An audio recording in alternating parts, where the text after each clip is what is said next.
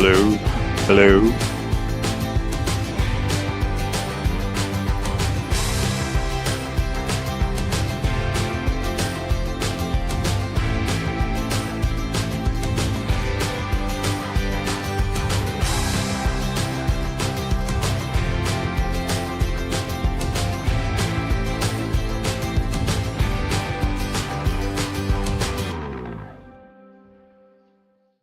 Hello? Hello?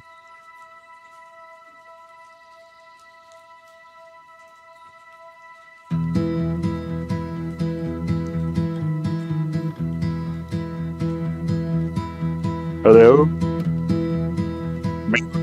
Sir? Malin, can you hear me?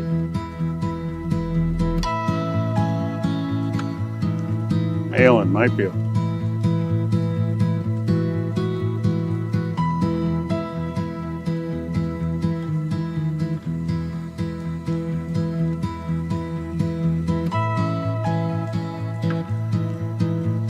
Hello?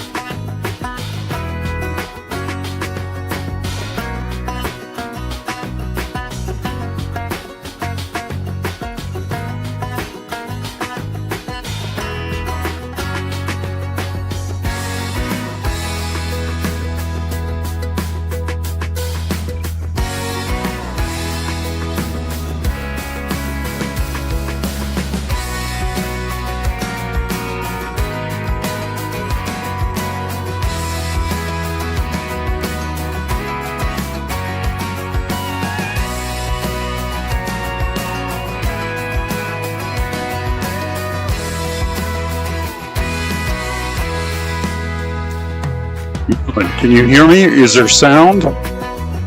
Malin, I've been trying to get a hold of you. Is there sound?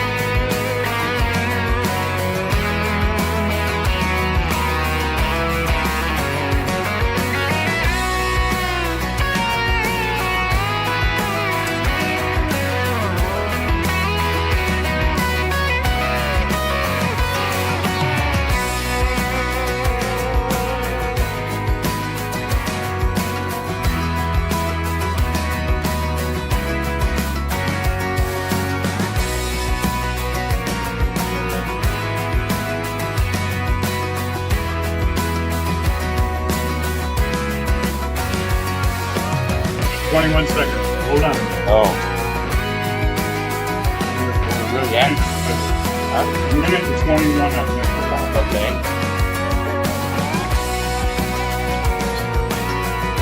Just so I can see if you're in the picture.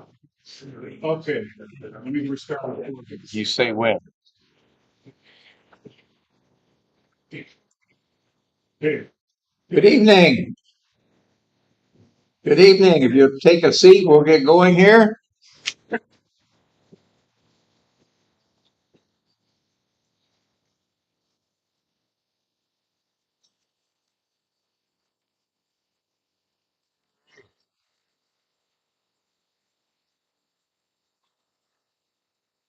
Keep people coming in, seated.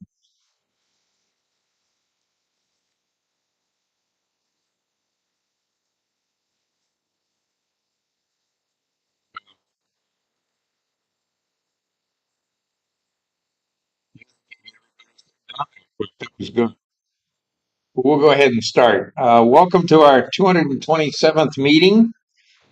Are there any new members here tonight? Any guests here tonight? I know we've got one guest. You want to stand up and tell us? Oh, yeah. Oh, you're a new member. Oh, okay. Stand up and just tell us a little bit of something about yourself.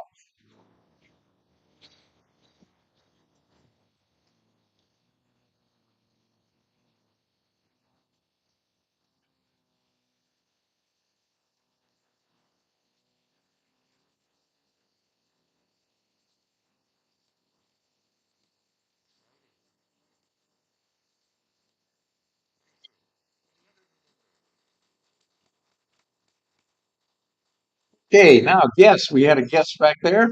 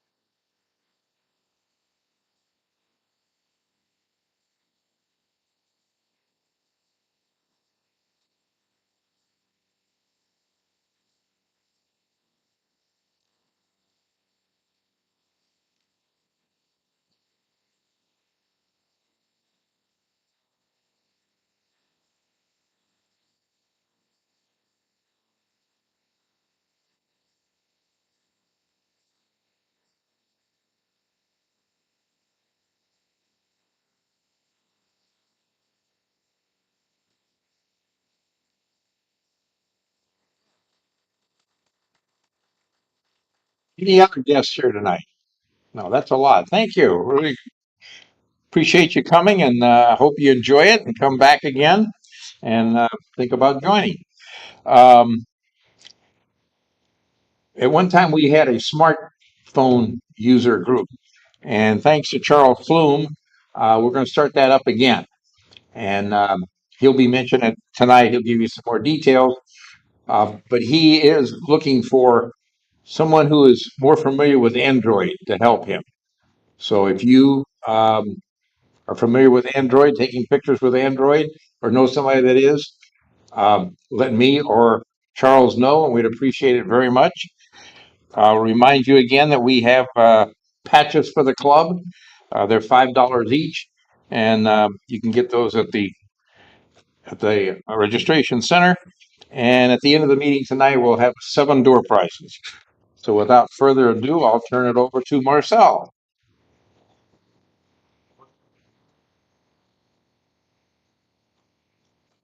Good evening, everybody.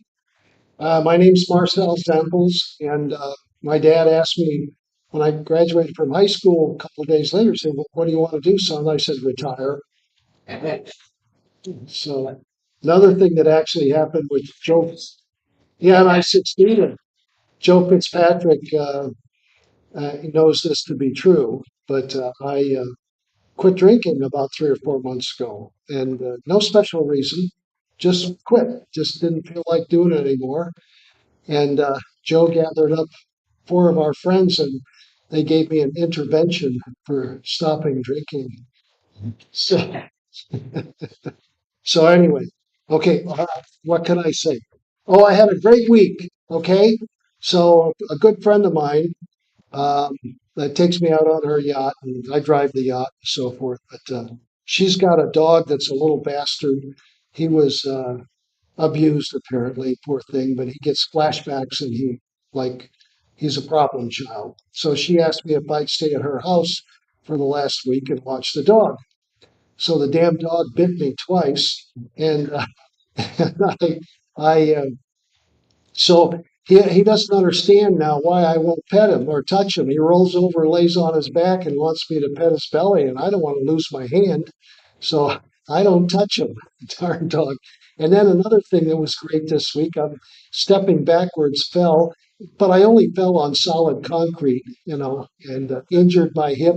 And anyway, I'll be glad when Saturday night comes. I can get rid of the dog. I can start a new week, and everything can be good. So and I'm happy to be here and still alive. All right, so first up is, oh, by the way, I had my eyes checked about 3 hours ago and I can't see a damn thing. So that's a true story. I can't. Donna Sutton, lighting, right? Okay. And is she coming up? Is that? Hang on. You can, hang on. Did you get my email? Hang on. Change cameras. Just 1 second. You did. I think Marcel did. Yeah. Okay. Okay, as you should have gotten some emails and should have gotten another one today. There's an outing, a sunset outing on Monday at Naples Pier. Okay, it's an outing, so anybody who wants to go to take pictures at the pier, anything you want to take at the pier, you can go and just as a to socialize and take pictures with other camera club people. There will be a dinner if you want to join for the dinner, and that's at Cosmos Restaurant, which is a pizza Italian place. It's on um, the address should have come out today. It's at 6 p.m. for dinner to meet up. And then whoever wants to go for dinner, suggested that if you're going, that you maybe email me so that I have some idea. So if I get there earlier, I can see if we can get a larger table or something for whatever group or number. Otherwise, we'll be in smaller groups wherever they can seat us. And The outing is at 7:30 for the Sunset Pier, and then we're also doing a lighting workshop. Okay, and the workshops are a little different than the outing. The lighting workshop with the lighting group will be done at the pier as well, and Mark McCulfer will have some lights there to take pictures for and a model. We have a model that will be there. We can handle because there's only we'll have one. We only have one model, so we're limited to 8 people. So send me an email if you want to be in that group. And it's like the first 8 people will be in that group. And you bring, usually we say like $15 to help pay for the model. Okay. Um,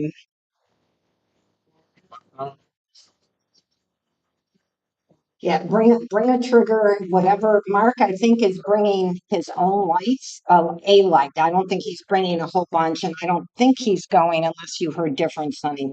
I don't think he's going to go down to the studio and pick up those, but he'll bring it, and it'll work with the Godox triggers. So, yeah, his lights are Godox lights. Mail, yes, and in the email that came out today from Malin, it has my email address. So just send me an email that you want to be in the group. And if you're going to the dinner, you can send me an email, but make sure you tell me which or both. So, yes, that you want the lighting. If you want just the dinner, that you're going to plan on being there for the dinner. So, hopefully, we'll have a good sunset and lots of clouds, but no lightning or like lots of rain or anything, but we'll have some good color. So, and if you want to do, and one of the suggestions for those coming, yes, to the portrait lighting shoot, it's bring your camera, whatever lens that you use to take portraits. Sometimes they're like the 85 millimeter is probably the one. I have a zoom that does some of that. I have like a 24 to 200 that I use. So whatever you can use that will be at like a portrait lens. And then, like I said, a flash trigger so that it triggers, and Godox is usually the preference. For the outing, the sunset outing, I just threw something in there for those that are just doing sunsets. Sometimes you do slow shutter speed, so you may want to bring an ND filter, tripod, and whatever wide angle lens that you want to use. And if you're going to take people shots, bring your other lens for that, whatever you prefer for the outing to bring. It's up to you. No. Okay, any other questions?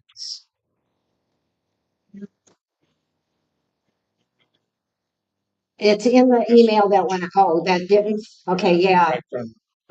If you want to write it down, my email, and I have a couple, but the one that I use for the club is harder to remember. It's Don Carr, C-A-R, Sut, S-U-T, at yahoo.com. People ask where my name is Donna Coretti Sutton. So it's the first 3 of each of my names. So that's where it came from. So Don, D-O-N, Carr, C-A-R, Sut, S-U-T, at yahoo.com. On HDMI too. I know, but we should be on the HDMI one, shouldn't we? Anything else? Yeah. I look forward to seeing you guys on Monday. Sorry about that. Okay.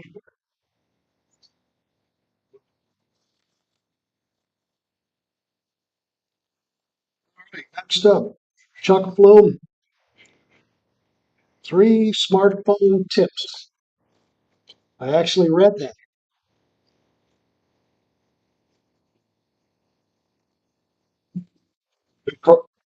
Before I get to the tips, as Sunny said, we are resurrecting the smartphone SIG. This is for both iPhone, Android, or anything else. And as Sunny said, I know iPhone, but I'd like somebody to work with me who knows Android so that when we talk about a particular feature of the phone, you can translate it from the iPhone, you can translate it to Android. So if anybody's interested, please let me know. Because otherwise, those who are doing Android are going to be a little bit hobbled with it. The first meeting will be on Tuesday, September 16th. And you'll be getting probably more than one email to let you know about it since it's out in the future. Any questions on the SIG? It'll be meeting at Sunny's place at the learning center, the training center. Okay, so when you're taking pictures with your phones, and some of these I've mentioned in previous months, a couple of these I've mentioned in previous months, but they're important. There are settings. If you go into settings and camera, you can set your phone, if it's anything like an iPhone 11 or beyond or Androids, you can set it to RAW. And you all know the advantage of taking shots in RAW. So you can take the shots in RAW that way on your phone. Every phone has filters on it to make sepia or black and white or different enhancements, vivid. And you actually have a choice. You can set that before you take the shot or after you take the shot when you're editing it. The advice is do it afterwards for a couple of reasons.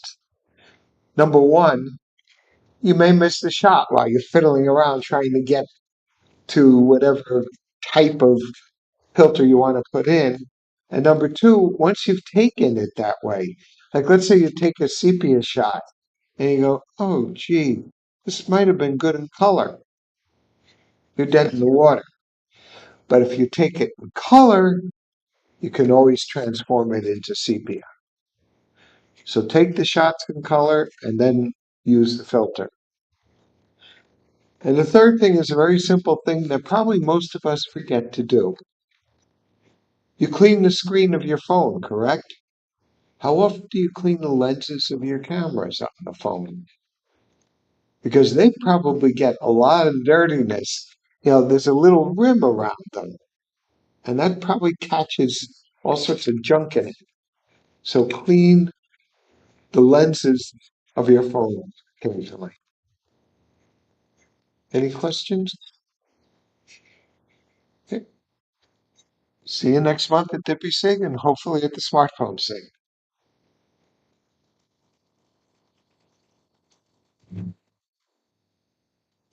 Moving right along. Larry Richardson. I know he's not here tonight, but we're ready for you, Larry. Where'd he go? Did he go to the men's room? Yeah. Where's he? Went in the- Oh, you were hiding in the corner. Okay, all right. I knew you were here. How you doing? Good. Do I have a clicker that I can click, or should I just hit that? Hit the arrow. Arrow key. Good. All righty.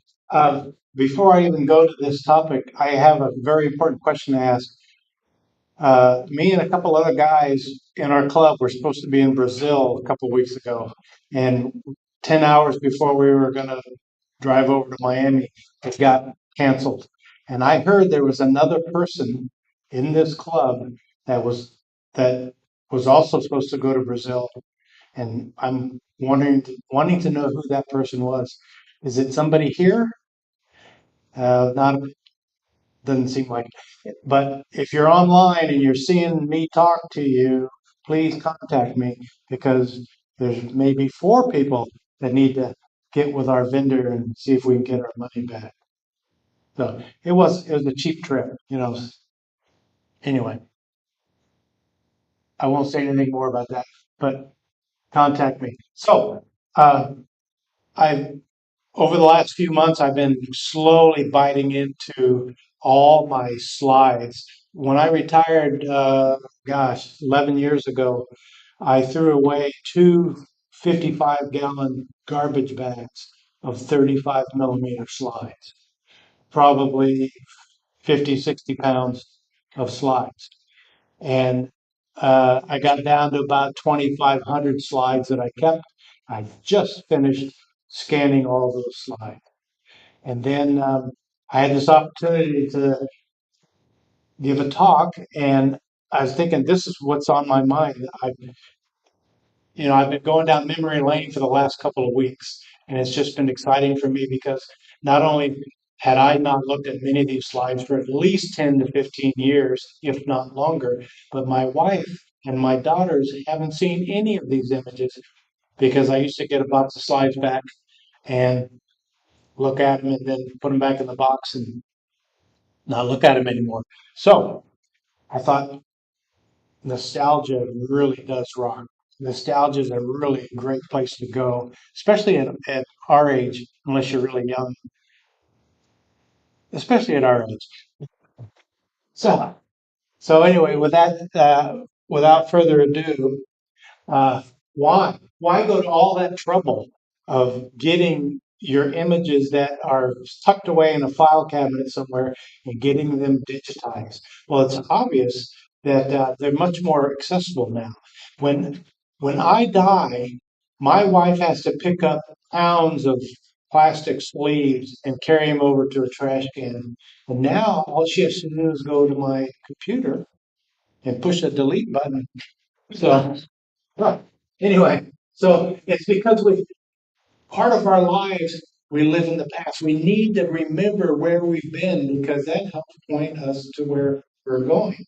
By the way, I apologize as I scan these images and I exported them out of Lightroom. I accidentally put my picture, my name on the picture. Obviously, I didn't take this. That little guy in the middle is me. You notice that everybody's furiously writing my two older brothers. They gave me a pencil, but I didn't know what to do with it. So anyway, this is all about nostalgia. It's about growing up. It's about looking back and seeing where you've been. And this is me going down memory lane. I'm actually trying to poison some prairie dogs for a TV show.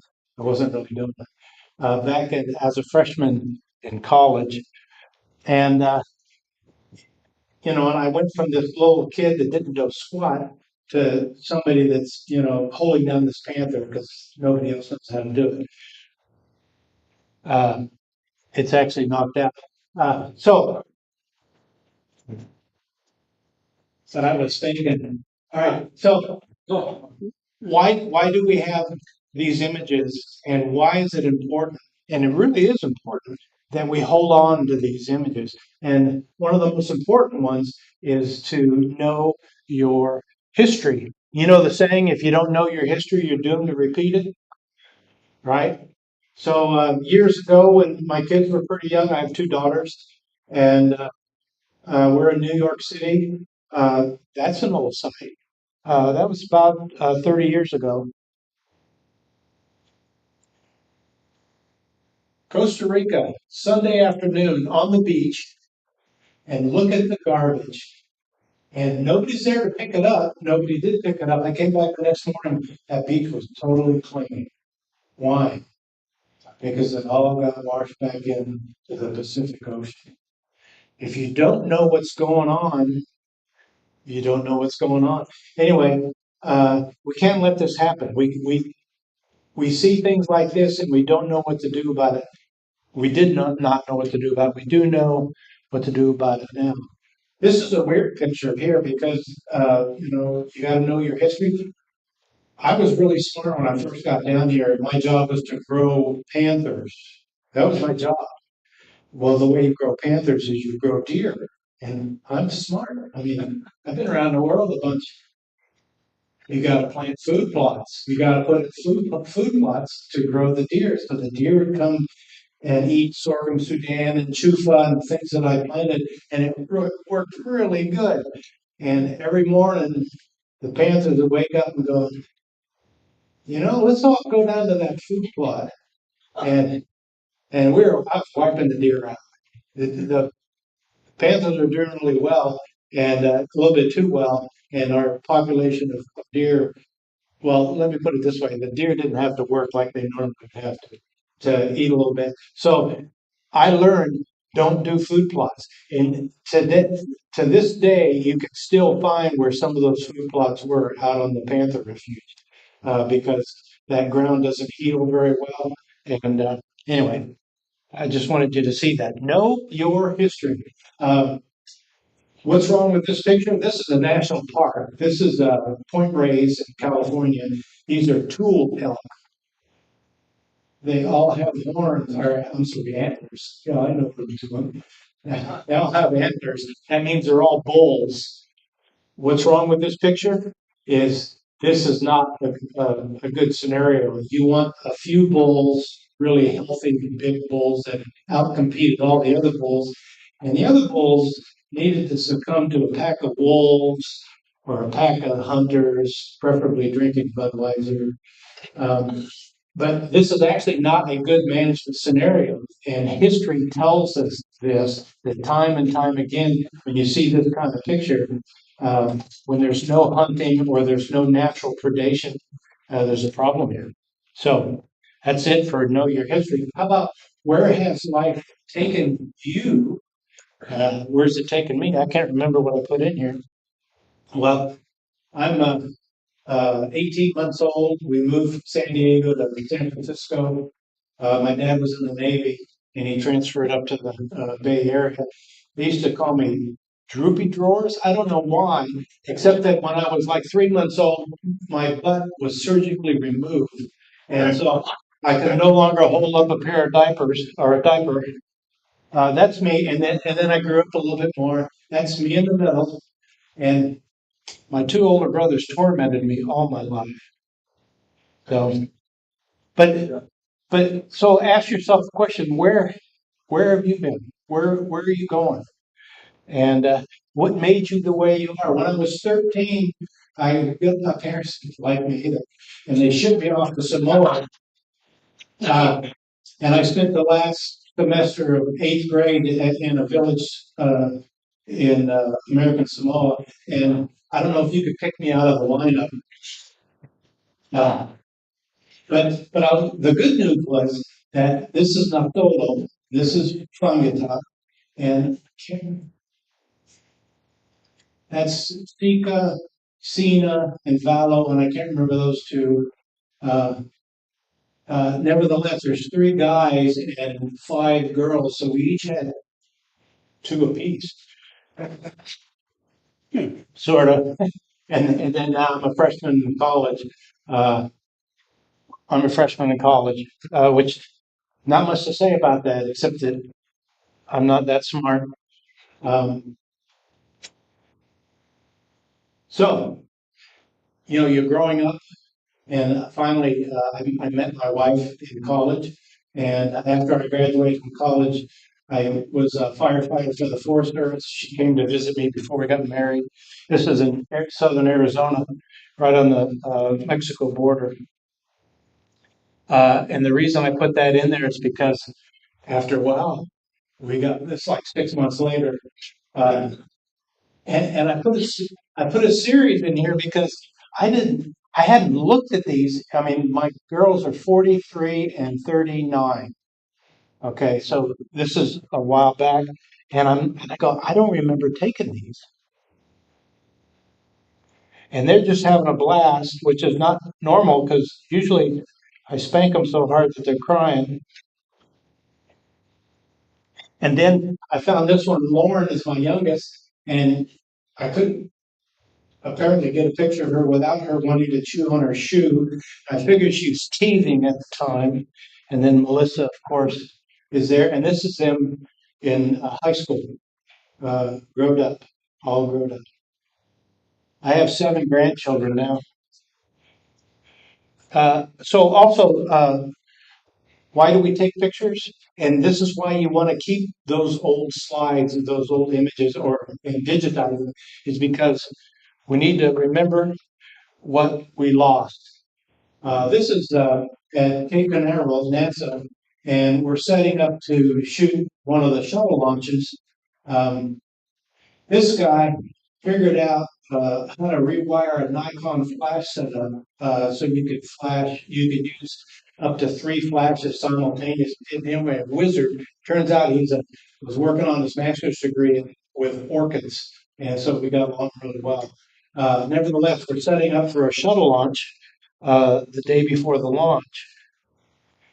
You don't see this anymore, which is kind of funny because you're getting ready to go out there and set up all these cameras that go off either by vibration or with a timer. And the dogs are sniffing your camera equipment to make sure you don't have any explosives. Uh, and anyway, and finally they light that thing off. And wow, has anybody ever been to a shuttle launch? It shakes a little bit. Have you been really close to a shuttle launch? Yeah. Is that cool or what? And then everybody goes, "Is something wrong with that rocket? Because it's just going." Yeah, yeah. That's actually normal. Those are wind currents moving the smoke, not the. Yeah. Anyway, and what's next? Ah, another thing that's lost. Anybody ever heard of Operation Migration? Okay. Anybody ever seen the movie Fly Away Home? Yeah. Well, actually, Fly Away Home was just a movie about Operation Migration. These three guys got together: an airline pilot, a financial guy, and a sculptor. Three guys. They learned how to fly ultralights, and they had this idea: can we train whooping cranes to follow our ultralight aircraft? These three guys: sculptor, a private guy, pilot, um, anyway, incredible guys.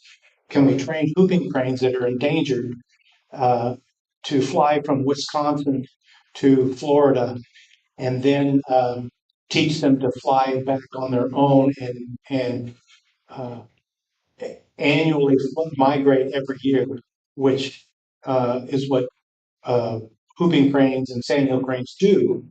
But whooping cranes are so endangered, they've lost that ability to migrate. And so these guys were going to teach them how to migrate. Amazing program. It'd take me another hour to explain it all. But they dress up like whooping cranes, get in their ultralight. This is their stick.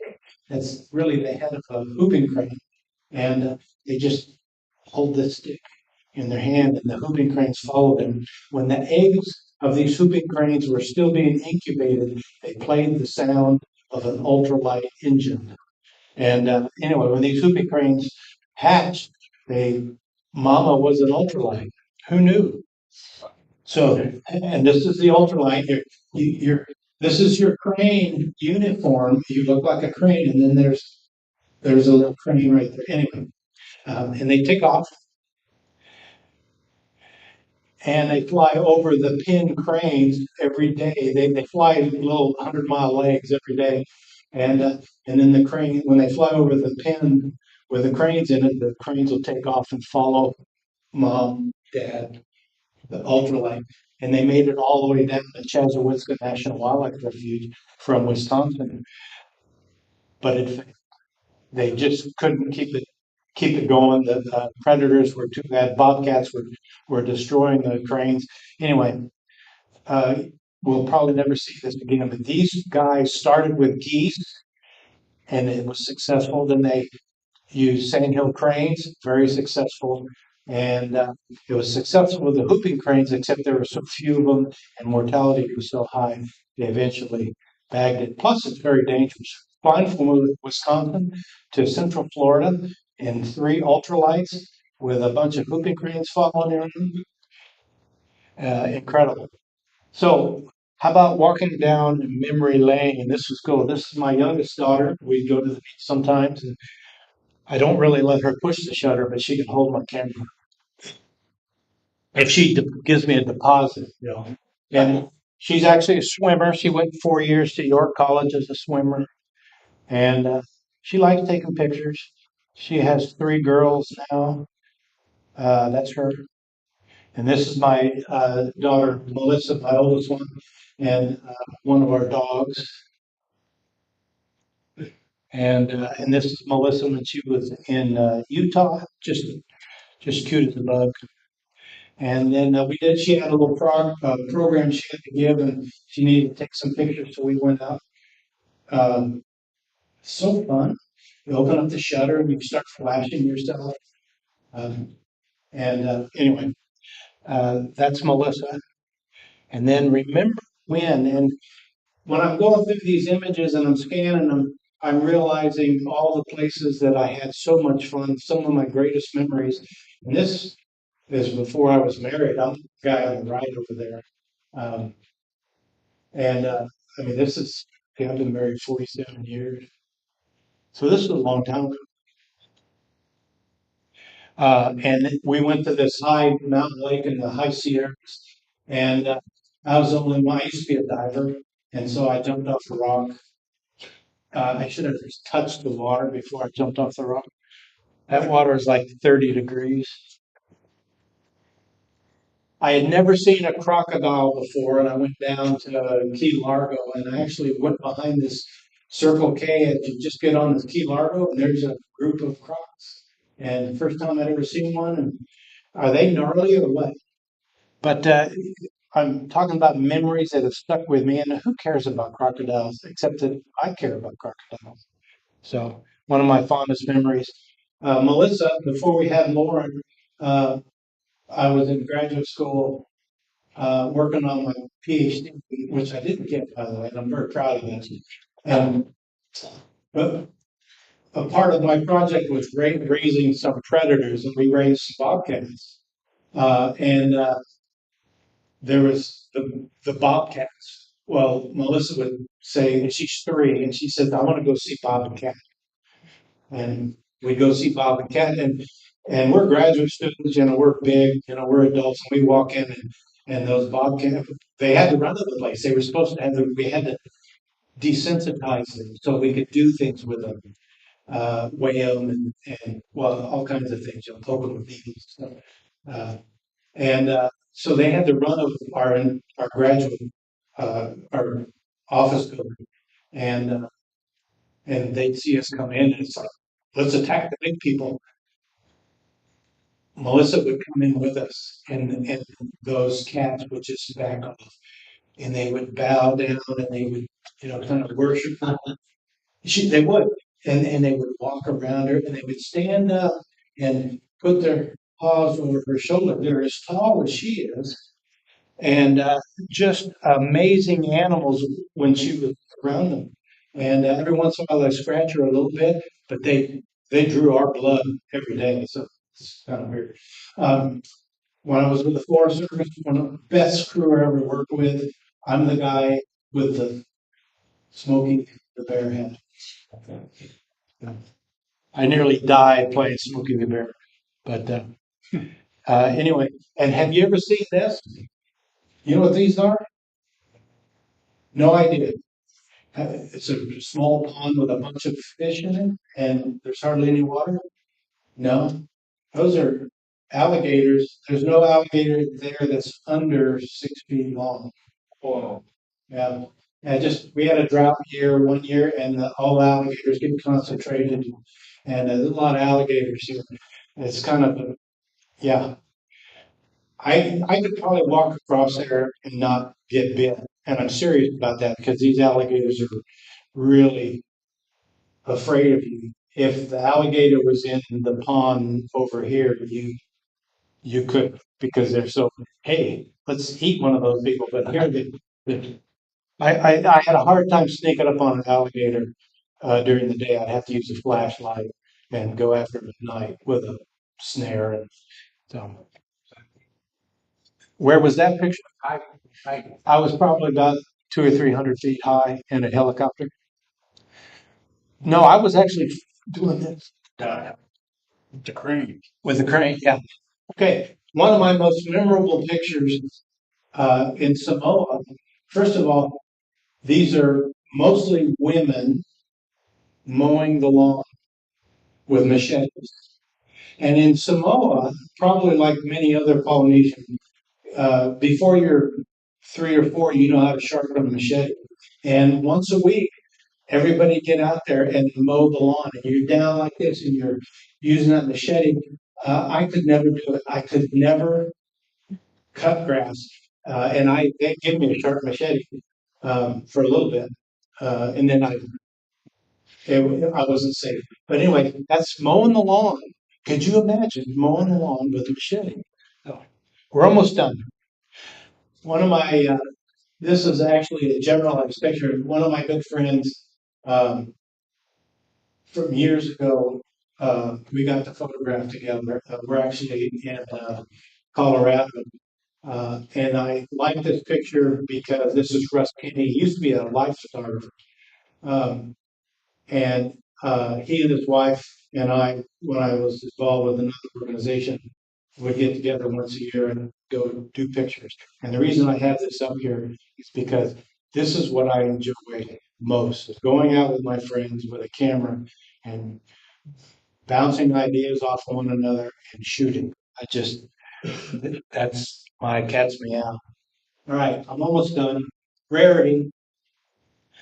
Take pictures. Don't throw away some pictures that are really rare. This is Ted Stanley. Ted Stanley was the anesthesiologist for the first mechanical heart transplant in Salt Lake City. The first guy to get an artificial heart. He was an anesthesiologist, and he's playing with a new drug that would. We're experimenting on elk. This is a cow elk. You inject this cow elk with this drug, and I think it's infected most of our children now. This is probably a drug you get on the street. This elk did not care. You could pet it. You could. We boosted a bull elk with really dangerous antlers, and he just sat there. And we put a beer can on his head, took a picture, and he just didn't care. This drug, and he needed this drug so that they could. It's probably like Xanax or something like that, but you could approach this cow. Normally, it would kick you to death or stomp you to death. And they just, they didn't hyperventilate. They just, I don't really care. And I'm thinking that's why. Anyway, a rare shot. How about this? You ever seen two bucks stand up on their hind legs? The reason they're standing on their hind legs because they're in velvet and their antlers are very fragile and painful if they get hit. So they fight like two boxers. And they just, yeah. Anyway, I've never seen that again. The reason I have this picture here, this is a multi-flowered calipogo on a grass paint. It's not rare except in Collier County. It has to have fire in order to survive. And I found it one time on the Panther Refuge, one time in 25 years, actually 35 years. I've never seen it except for that one time. So kind of rare. And how about this? Who doesn't love riding a pig? I was in Ecuador back in '94, and I watched these two kids riding a pig. Have you ever seen a child riding a pig? You've seen it. So you and I have seen a rare image. That's cool. Okay. How about this? The back end of a sea turtle.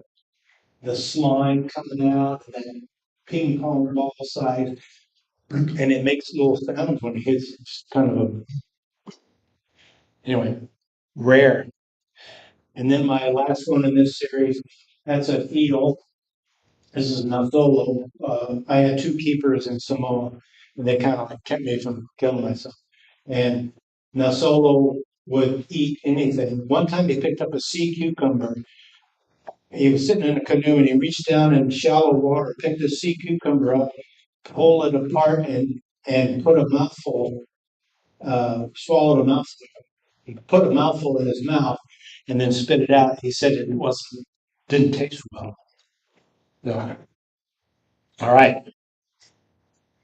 So, what about images that you thought might be artsy? This is my last group.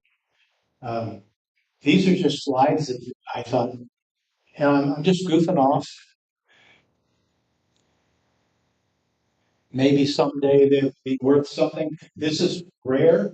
This is a kit fox in Africa, or be like a bad-eared fox. But anyway, kit fox. This is out in Utah. Pretty rare, and it's endangered.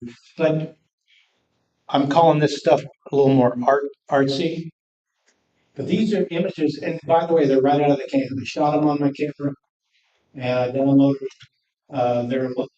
they're pretty noisy. I've got a lot of specs on them. I have to clean them up.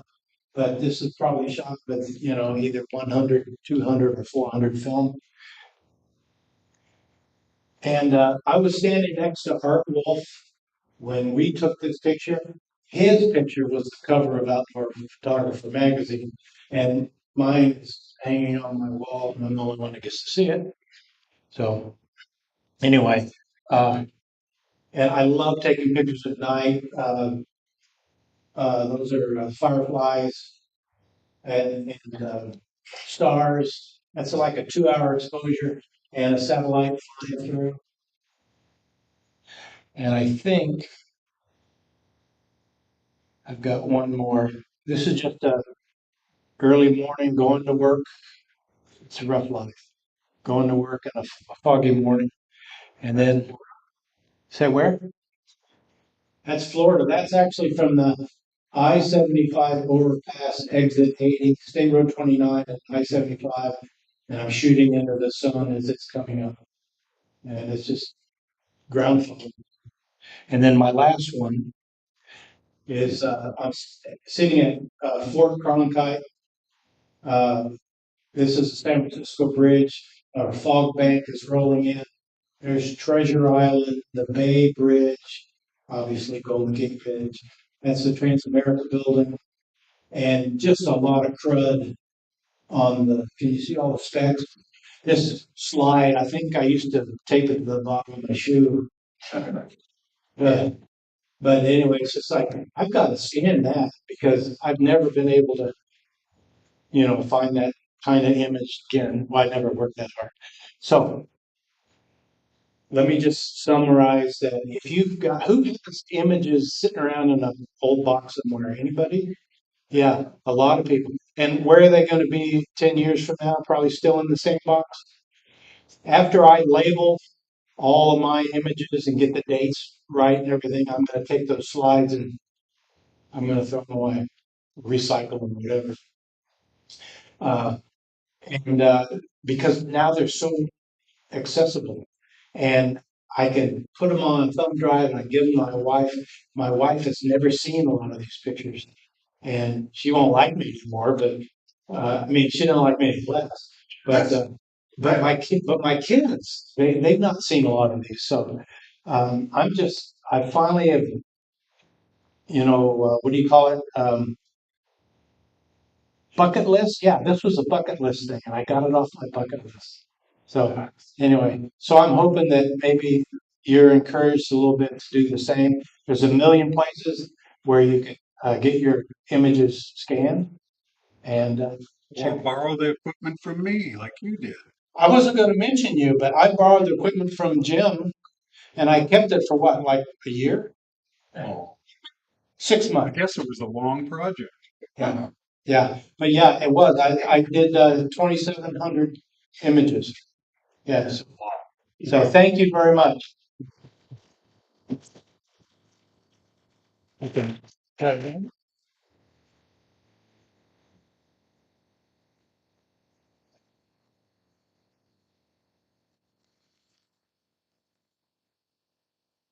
Jim Robillard. Really, it's Malin. I'm disguised as Malin. Okay.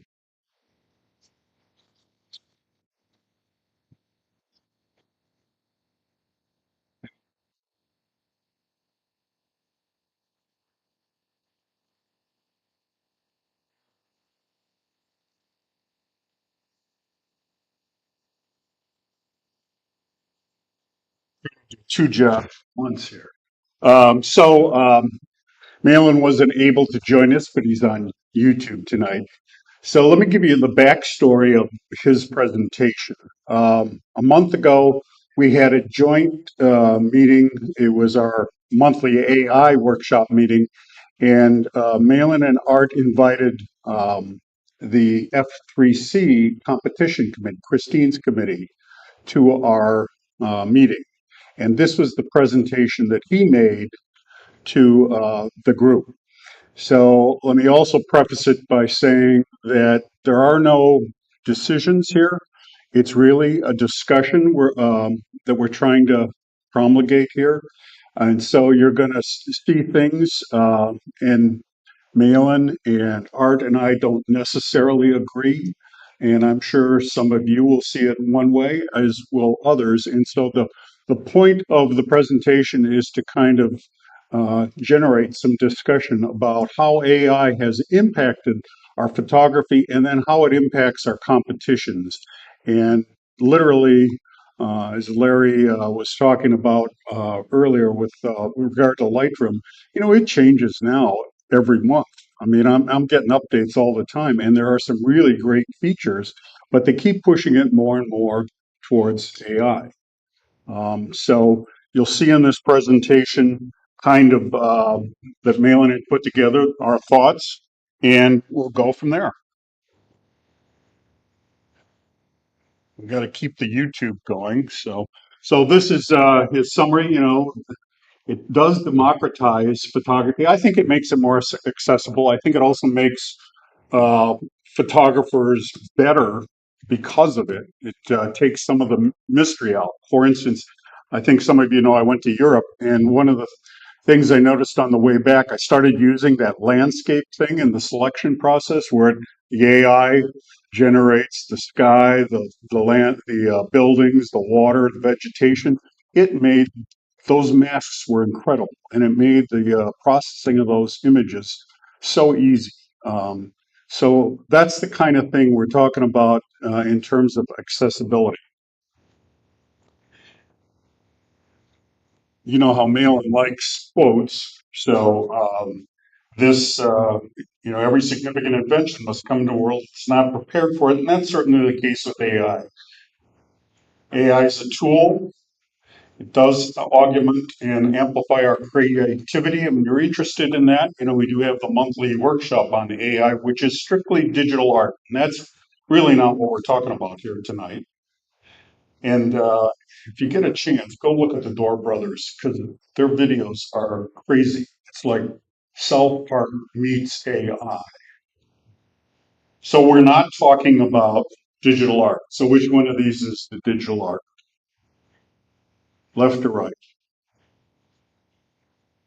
Left or right? Don't know.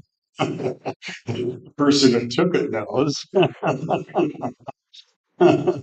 This is yours, right, Donna? Or Sue's? It's Sue's, yeah. So we're not talking about that, but that's a good example of how good it is.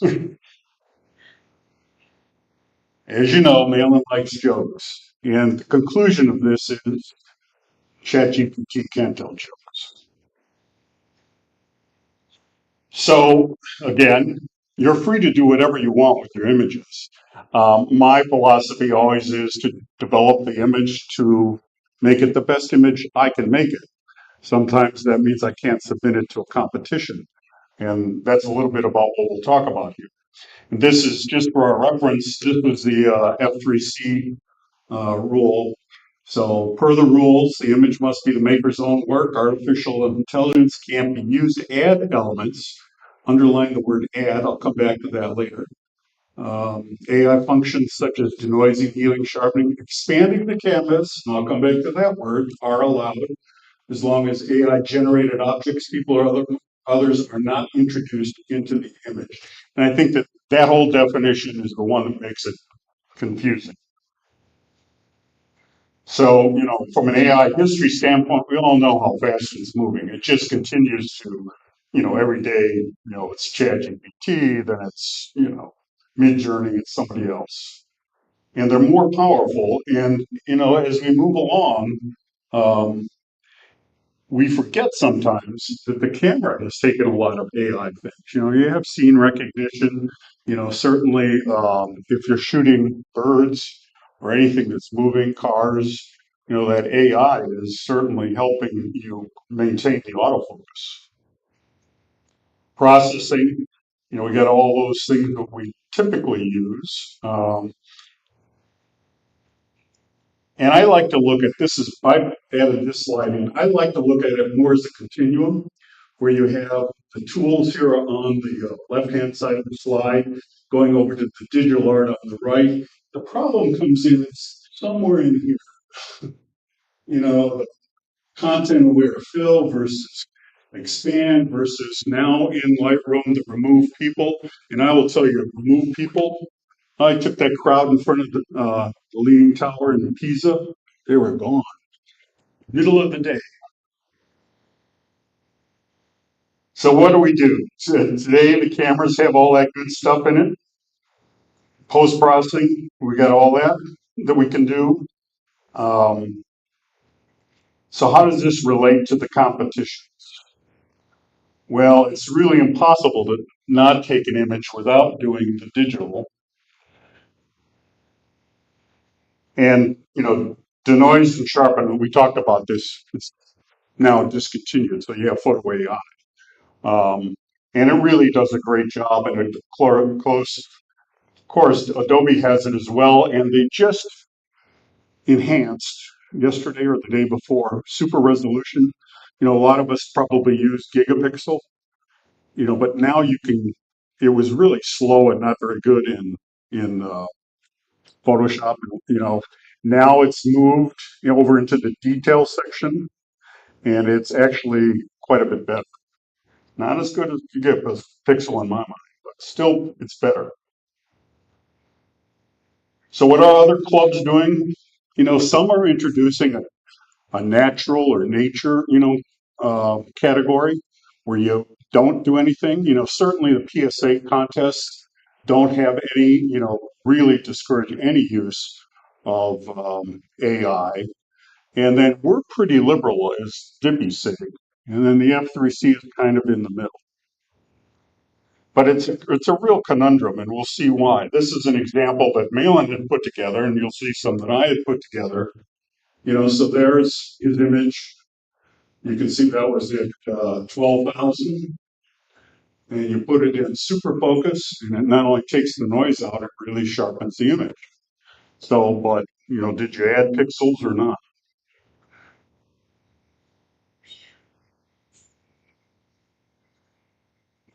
So, Maryland's would say that you added pixels certainly around the eye and some of the detail.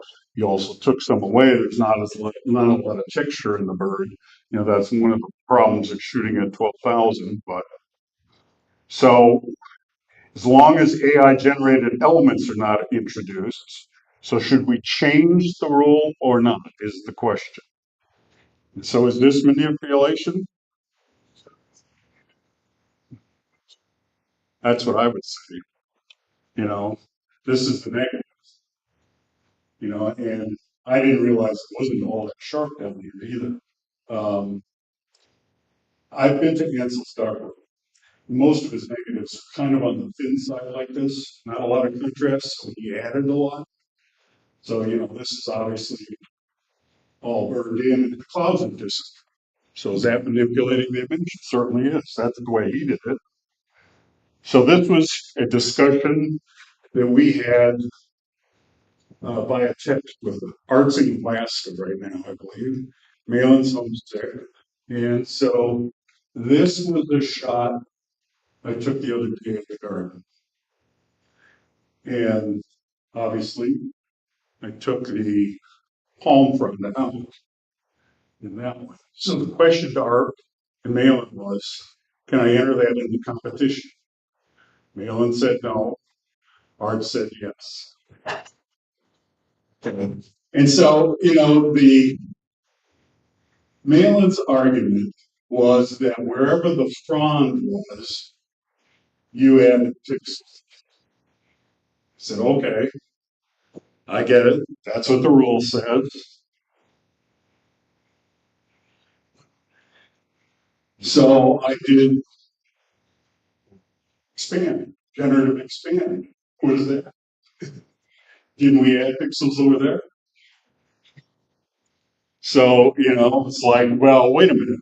I can add pixels outside the image, but I can't take the frond out behind there, even though I haven't changed anything that's on the Lotus.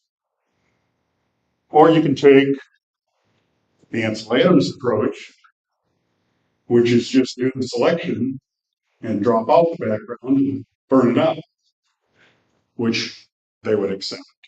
So that's kind of the conundrum. There is, no right or wrong answer here, but we as a club have to think about, what do we want? I mean, the F3C says you could do content aware or content expand or generative expand. Well, that's adding pixels, definitely. I mean, you're recomposing the image, works great, but that's for Christine's committee and for Art's committee to kind of decide, but I think it does need our input. So they've also, what are some other things? There are a lot of these contests now where people are actually winning prizes with actual photographs. Again, we're not talking digital art here. We're talking where they're trying to fool you by putting up a picture. And this was a Sony competition and one other one. And, they eventually got caught, but it's getting that good, which makes it difficult. Harder and harder to tell. Models are getting better. You saw the one, just show me an image of the snowy egret on the post, blowing feathers. It's pretty good. Don't have to take that at 12,800. Yeah. Yeah. Oh, it does really good with birds. Clearly been trained on birds. Yeah, show me. Man, did that one. Yeah. I've done it. It's really good with osprey. Not every bird, I mean, you may have to go through a couple iterations to get it. Show me an osprey holding a fish underneath it, flying, does a pretty good job, does really good job with eagles. But think about it. Clearly they're training these models on all of our images, right? So you would hope that it would get some of the birds right. So, the way these models work in these LLM stands for large language model, you can do text to speech, you can do coding. And what we're going to talk about is a little bit how you can use coding, and this is where Malin went with the whole thing in terms of how could we use coding to actually help us? How can we use AI to help us rather than just be kind of using all these different things? Just so everybody knows, an API it's the connection point, the access point, for a program. Typically, like for instance, Lightroom gives out the API, so all the plugins we use work through the API to whatever the other people. The same thing is happening with ChatGPT. Uses the API that Apple gives them, and so now you can get ChatGPT via Siri. So that's what he's trying to illustrate here. So our question is, certainly we could maybe put some images in and see how it processes the images. So that's what he did. Created, goes out, it looks at the image, analyzes it, and then comes back and re-edits it. So let's see how, I think it was just ChatGPT here. So let's see how it did. Talks about the composition in this one, and it does a pretty good job of analyzing an image. It really, if you put it in, tell it, talk to me about the strengths and weaknesses of the image, it'll do a pretty good job, as you can see here. And then it scored it. Gave that one a 9, 7.5, and an 8. I'm going to get, oops, uh-oh. Now we did it. There we go. So on this one, it said refine, current strength as the background is nice and dark, non-distracting. And then it tells where the improvement is. Soften visible edges, make the thing more emphasized. It's pretty good. Improve the framing a little bit. Maybe add a little more space around the flower at the top left, which probably is a good idea. It's a little tight in terms of the crop.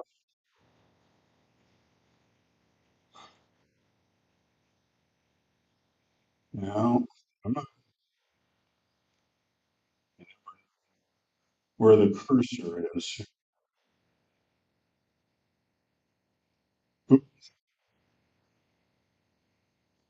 So here's but it show me the step 4 improvement. So he now asked it, you make the improvement. Now I don't think it did a great job. Way too dark,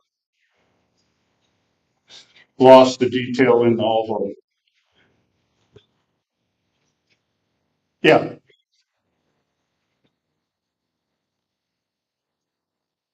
ChatGPT, change the image. Yeah.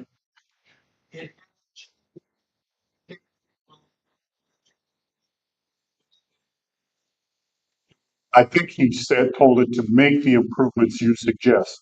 The thing that I like about ChatGPT is it's conversation. So you can sit there and you can say, I don't, that's great, but can you change this or change that? And just a specific, and then you can just sit there and have a dialogue with it like you're talking to, each other here.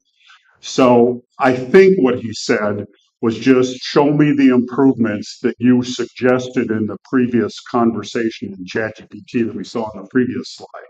Yeah. Um,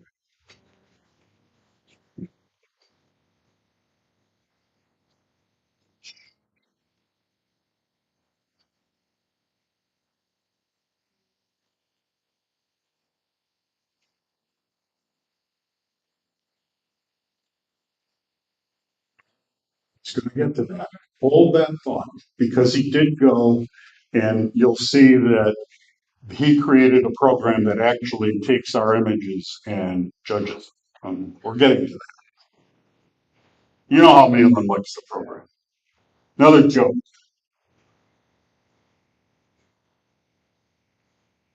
So the short analysis was that ChatGPT and Claude agree on the scores. They usually come out close to our judges' scores, and when they disagreed, the average was pretty close to the judges. So that's pretty interesting. So that's where he took it to the next step. Oh yeah, another joke that's not funny. So here what he did was this was taken, I think, on our trip over to Miami. So he asked it to take out the car. Well, it did a pretty good job if you don't look closely. So start looking like the eye on the top, the eye is different. You know, it subtly changed parts of it. So it's not really the same. Then he thought he was funny, and this is our lunch in Miami with Joe, Greasy, and I. And he knew we were in Venice, so he put us in Venice. Now, it did a great job with the canal in the back, but look at how it changed our faces. I think we're much more handsome here, don't we? Well, we were in Venice eating, but it is interesting how it was able to change out the background pretty. Now here's where it does, pretty well. So, here's an image he took of a burrowing owl, changing it over to an art image does really well, so same here. Again, you're putting in the actual image as the reference and then asking it to do whatever, so does really well with oil painting, pastel, all those good things. He actually entered this image here to the orange one in the AI competition. And you can see, it's the same bird, but totally different background. Took the noise out.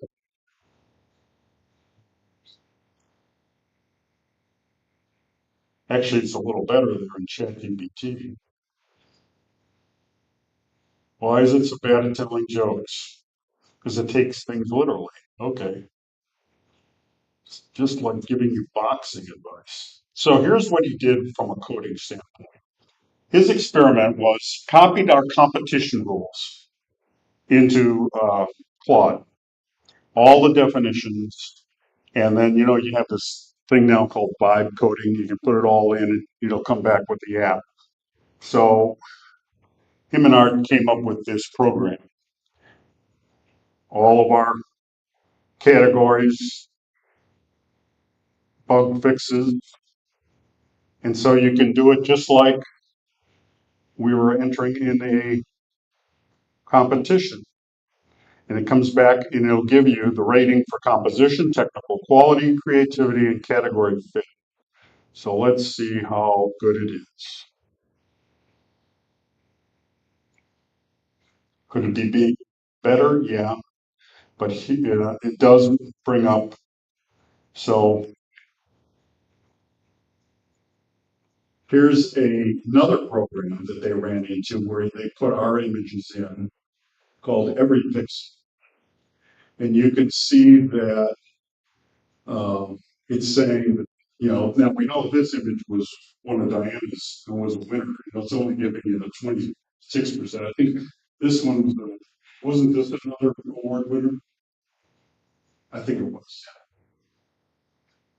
That's not yours, Larry, that one? It's not the one with the 360 neck. So it's interesting that, you know, this is saying 88% would be an awesome image. When we ran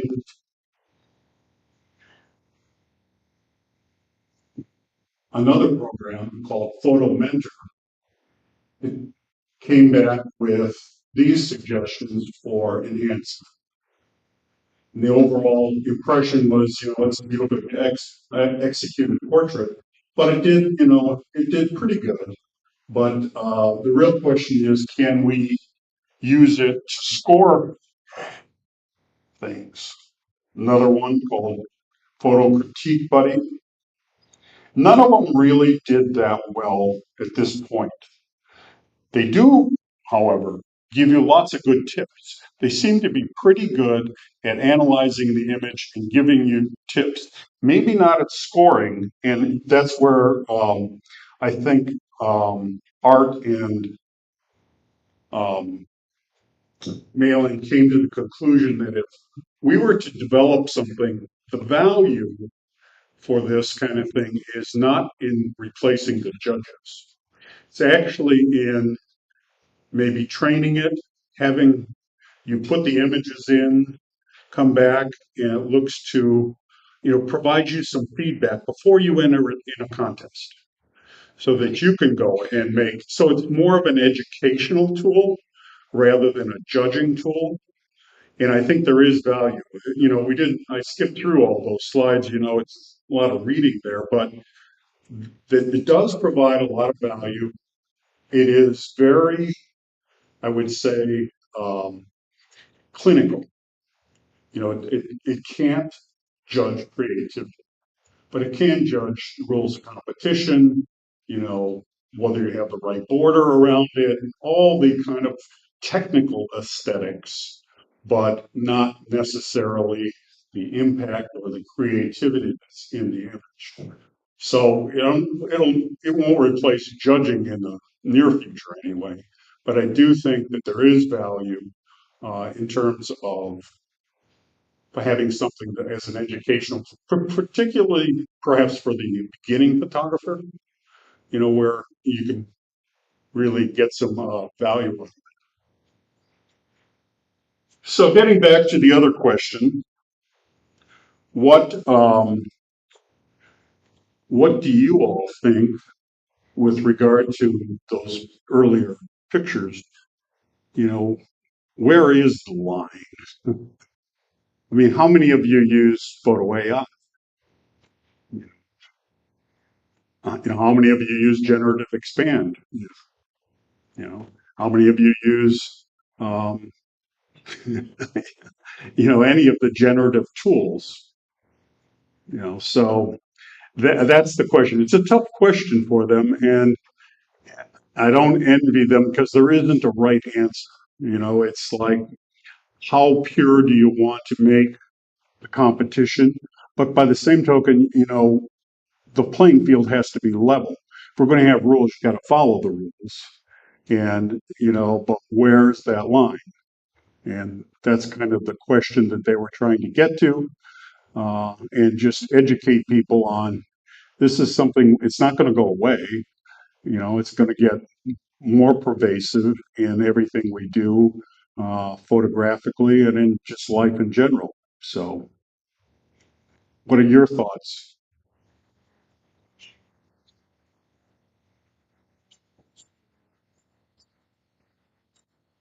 You know, Malin said that I could have cloned, well, there's that one, where I made the background all black. You probably didn't notice it, but there was a little bug on the bottom of the link. And I said, well, I can just use, spot remove. You can, because that's new pixels. But you can use clone because that's taking other pixels. And I'm like, whatever. Whatever.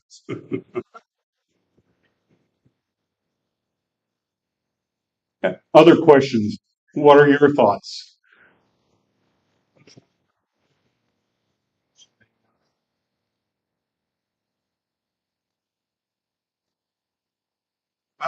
We haven't had a competition. I'll say that some clubs are going down the road of having an all AI, sort of like, or put it in the creative category. That's sort of what you're saying is take the photo as the reference image, which a lot of these were, and then do whatever you do to it, and then have that, and that could certainly be in the creative category.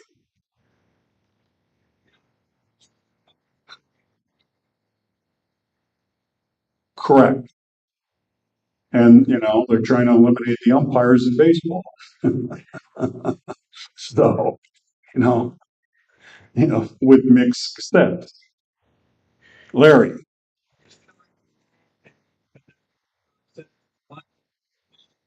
they are.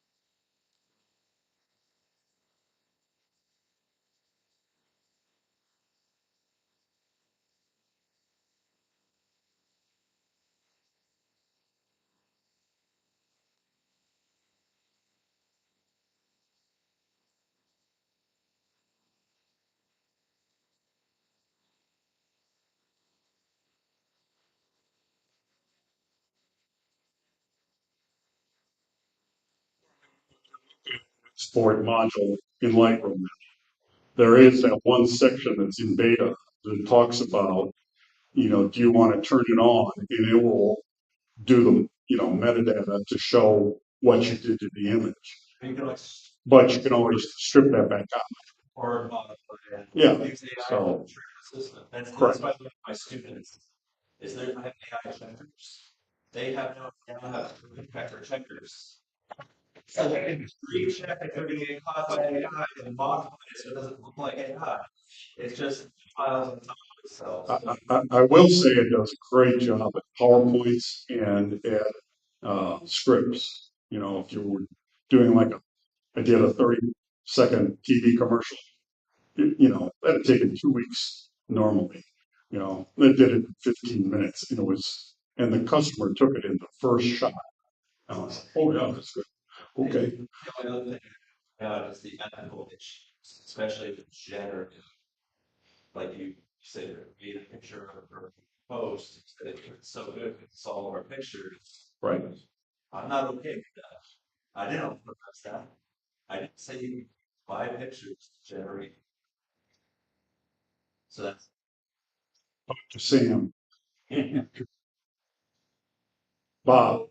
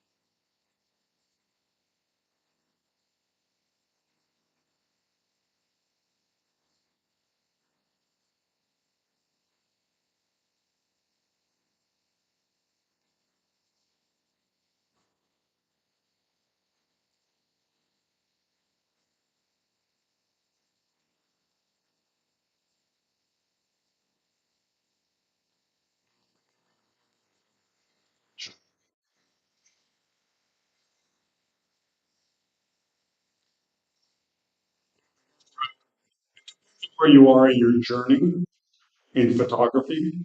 If you're on the beginning of it, competitions are great because they allow you to get a mile close to where you are. But at some point, you want to create your own style, and those images are going out for sale. I'm going to make the best image I can make.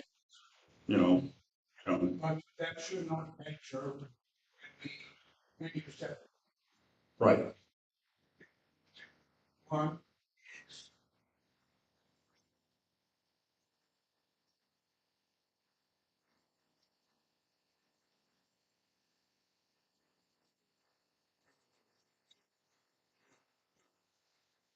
Like the job numbers.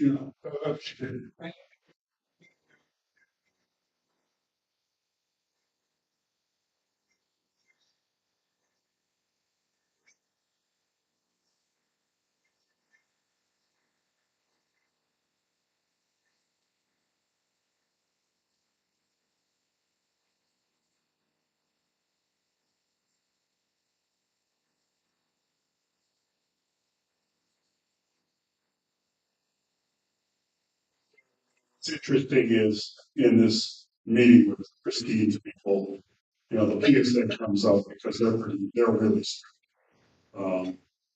But interestingly, the PPA, professional photographers, the two winning images this year, both had significant AI stuff. Yeah. Backgrounds were replaced. Yeah. And I think we should go more on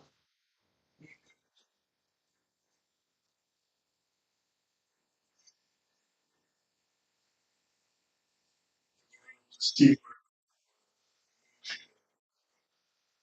skin.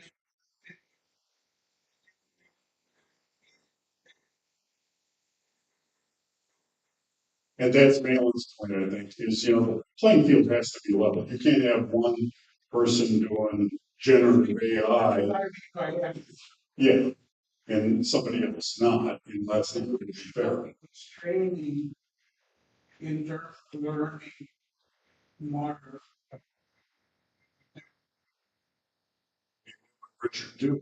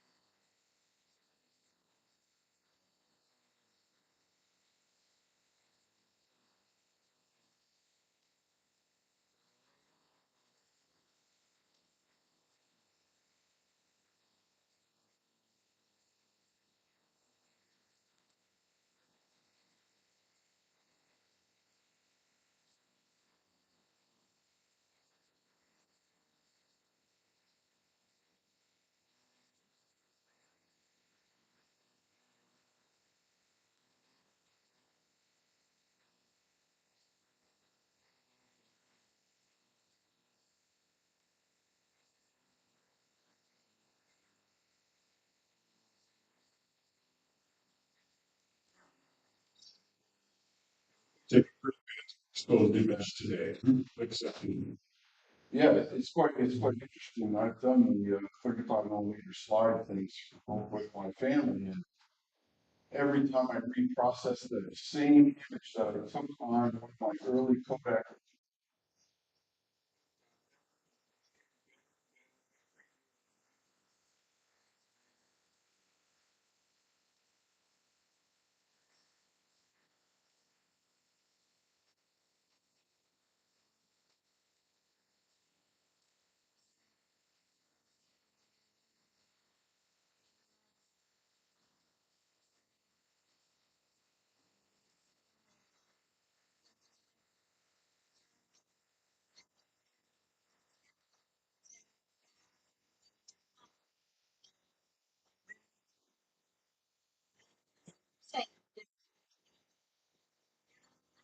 Just say bang, that's but I think this conversation is more about the world of competitive.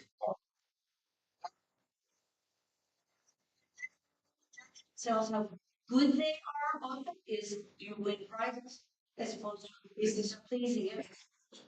And that's why I said it depends on where you are in your journey. At some point you get to the point where, you know, it's going to care about the people. I don't want the ribbons, you know, and, you know, you move on and you develop a style. If you look at some of the, you know, really good photographers in history, most of those images aren't going to win car contests, you know. A lot of grain, autofocus, motion blur, you know, whatever. But they've developed a style, you know, witness Ansel Adams picture there. AI can't really, it doesn't seem to do aesthetics. And that's, to me, that's what photography is. Well, Pleasing I think you'd be surprised at the aesthetics. But you bet. Don't you think? So, you know, aside from this, on the digital art side, which is totally different, you know, there's 7 of us now that you don't even know the judging at this point, I don't think. So there were 336 images submitted by the 7 people in DPI-SIG. 85 were accepted by the judges. I just finished printing them today. So, yes. So, you know, it's the whole museum. And when you look, you know, they were judged by 5 people who weren't photographers. And so, you know, when you look at the aesthetics of those, you know, the painters are gonna be pissed. Because they're really, really good. And you don't realize how good they are until you print one 24 by 36 and you go, oh my God. So the aesthetics, I think, are coming along. But again, that's cheating, kind of like what you were saying, because, in our digital art thing that we play with, you could say, I want that Idra sitting on a post in the style of John James Audubon, and it'll paint it just as if Audubon painted it. And clearly it was trained on Audubon, like, Rembrandt, you can ask it to do it in the style of Rembrandt, whomever. I know I spoke a lot, just one more thing. TV. TV is forever. Because that's where our style is changing. As TV changed, we want more sharper pictures. So TV would be knowing what the TV.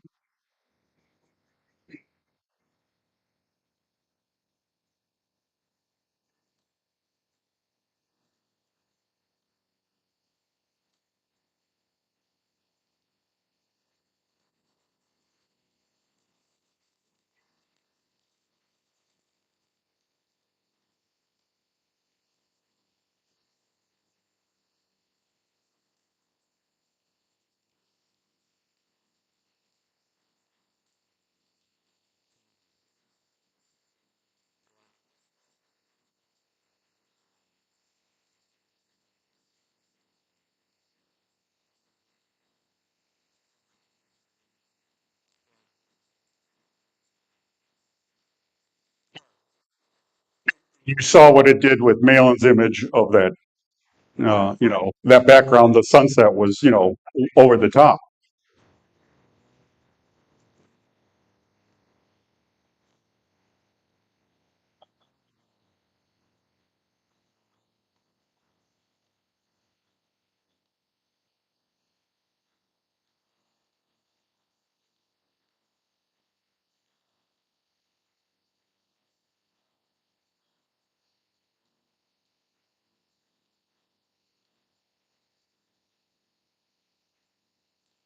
When you look at the masters, a lot of those have the impact and not necessarily are 100% on the technical side.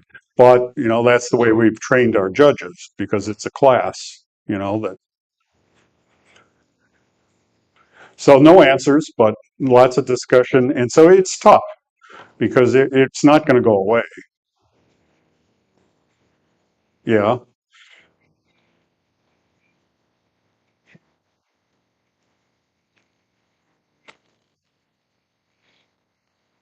And that's what a Malin tried to do.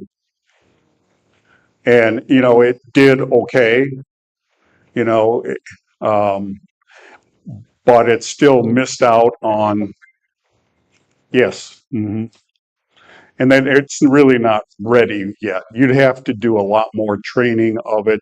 Then you get into the issue, do we want to use our images to train the AI to be the judge? You get that whole argument. But it's not ready for prime time, but it is getting better. And that's where the conclusion I think that Malin and Art came to was it's a good educational tool, particularly for the beginner or intermediate person. Yeah, it gives you ideas about what you could do to improve the image. Then you'd have to go do it because it's clearly not at the point where it can do it and do a good job. It did. I thought you can put any image into like ChatGPT and just say, tell me define the image, and it'll come back and it'll do a great job of saying, here's what it thinks the intent, the impact, the technical side of it. It's a good way to, when you're looking at your images and you're not sure about one, I think that's where it can play a role. No, I mean, critiques are hard. Yeah, right. Well, they're not yelling at you. It'll be the next thing. Things are getting thrown at you.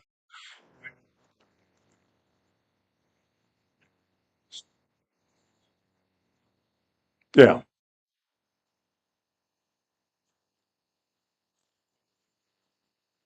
I mean, Malin did a terrific job.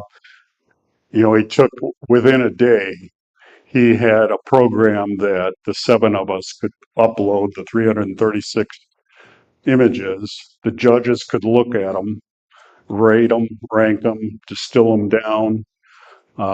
Then today, or well, all this week, you know, I can download the image, run it through Gigapixel, and print it. And the thing that amazed me about printing the digital art images is, first of all, they come out, you know, 1024 by 1024, and you're going 24 by 36. So that's going to be a problem. They come out as 8-bit. So you have to switch them first to 16-bit. Then you run it through Gigapixel. You tell it the dimensions you want to print, and it comes out absolutely amazing. You don't have to play with the contrast. You don't have to do anything. The images, it's like hit the print button.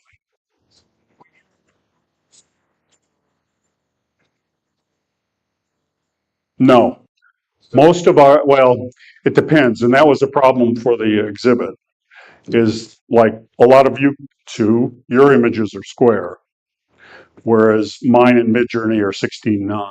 So, you know, you can ask it for whatever aspect ratio you want. So that's not what we're doing, but that creates a problem when you're trying to lay out an exhibit.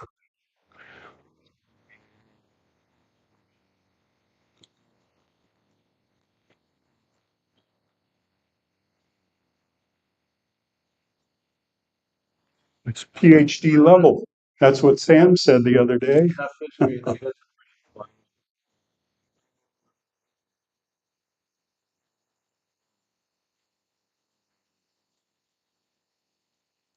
I think is where there's value. Well, shall we take a break now? Yeah. We burned up this? Okay. Why, you're hungry? All right, thanks.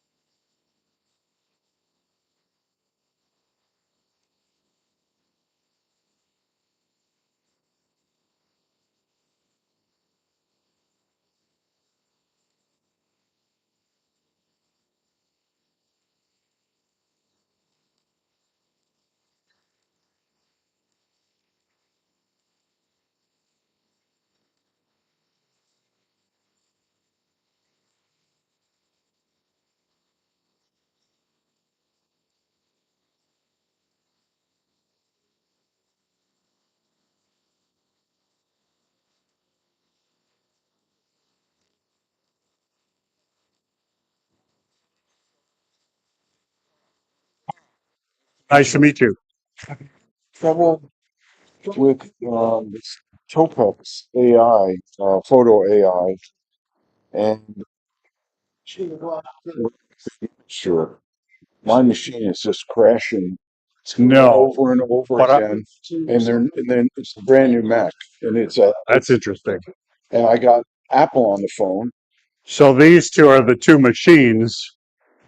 So this is a brand new one, or that one is, and that is an i9 with a 470 NVIDIA, and this is i7 with a 390 in it. And both of them do very well. So I look at And 32 gig of RAM. that's the big deal, getting that right, getting the RAM right. I was running 24, Yeah. and they're starting to cough. And I got Apple on the phone because I said, "Did I buy the wrong machine or not?" These are Mac Minis, you know, with the Yeah. they're It,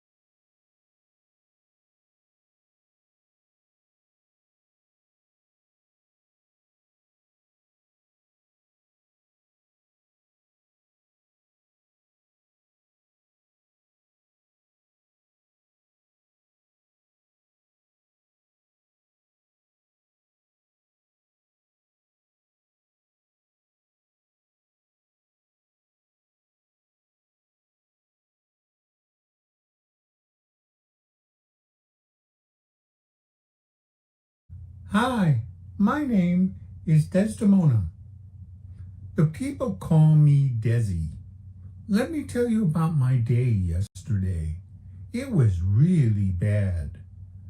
My mom, Judy, has been away for a couple of weeks, and Dad took care of me really well. He spoils me, but he doesn't brush me or take the goobers out of my eyes. And Mom was really mean to me yesterday. She made my dad hold me so tight while she took the goobers out. And you know what I did? I showed them. I pooped on my dad while he was holding me.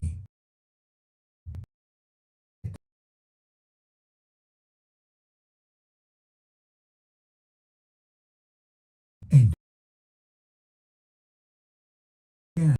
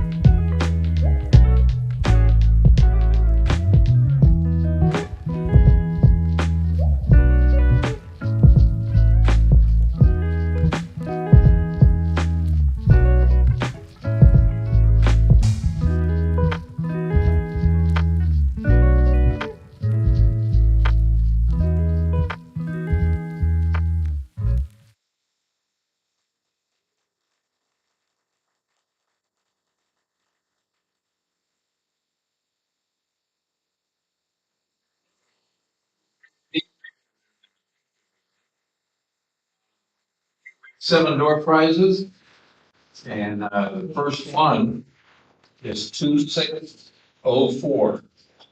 2604. Larry, you're the winner.